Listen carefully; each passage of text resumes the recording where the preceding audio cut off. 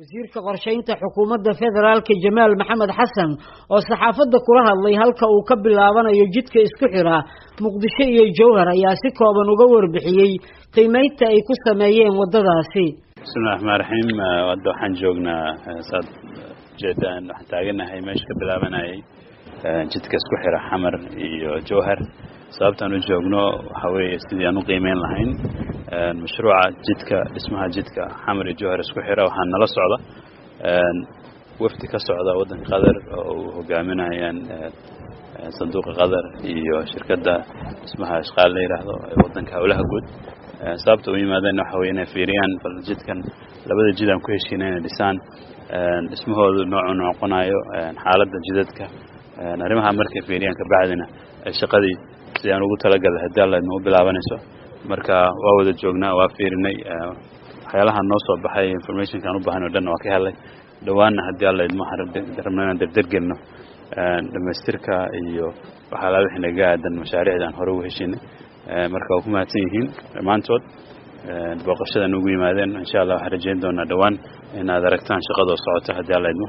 oo si fiican toos u hirgashay sidoo kale mas'uuliyiinta wasaaradda qorshaynta iyo wafdigii ka socday dawladda Qatar ayaa gaaray wadada isku xira Muqdisho iyo Afgooye oo qayb ka ah wadooyinka la dhisayo waxaana mar kale halkaasi saxaafadda kula hadlay Jamaal Maxamed Xasan wasiirka qorshaynta xukuumadda federaalka oo sheegay in kasta oo dawladda Qatar ay iyaguna dhankooda gacan ka geysan doonaan howlaha dib loogu dhisayo wadooyinka muhiimka ah ee isku xira magaalada Muqdisho iyo qaybo kamid ah gobolada dalka Soomaaliya waxaan joognaa hadda jidka Afgooye meeluu ka bilaabanayay magaalada Muqdisho banaankeeda sababtan halka u joognaa waxa weeye inaan bilowno mashruuci qaybtiisa hore oo ay jidka inaan nimaano injineeradii la keeno iyo shaqada si loo qaban lahaa hadda u jeedaan waxaan la fiirinayay dhulka siduu yahay iyo si wax loo dhisi lahaa waxaan rajaynayaa hadii alla idmo inaan maanta halkan waxaan ka helay macluumaad ah naga caawiyaan inaan shaqadii ka dargelno hadii alla idmo injineeradana sababtaas u yimaadeen waan dadkii mas'uulka ahaa inay jidka dhisaan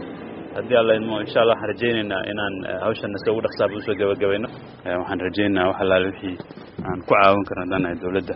iyo dadka deegaanka Soomaaliyeed ee deegaanka degan dhamaantayo inaan iska kaashano aan garab istaagno dadka shaqadeena la qabanayo wixii naga aadanaa in waajibkeena ka gudano harjayna hadii alla idmo warbixinahan maanta ka hadlay in wax badan naga caawinayaan mashruucan inuu sidaan rabnay uu hirgal hadii alla qiimeynta lagu sameeyay maanta wadooyinka isku xiraya magaalada Muqdisho iyo gobolada dalka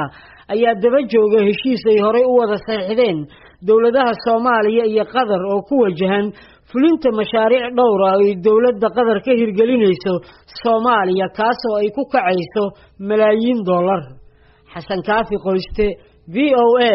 Muqdisho wasiirka qorshaynta xukuumadda federaalka Jamaal Maxamed Xasan oo saxaafadda kula hadlay halka uu ka bilaabanayo jidka isku xira Muqdisho iyo Jowhar ayaa si kooban uga warbixiyay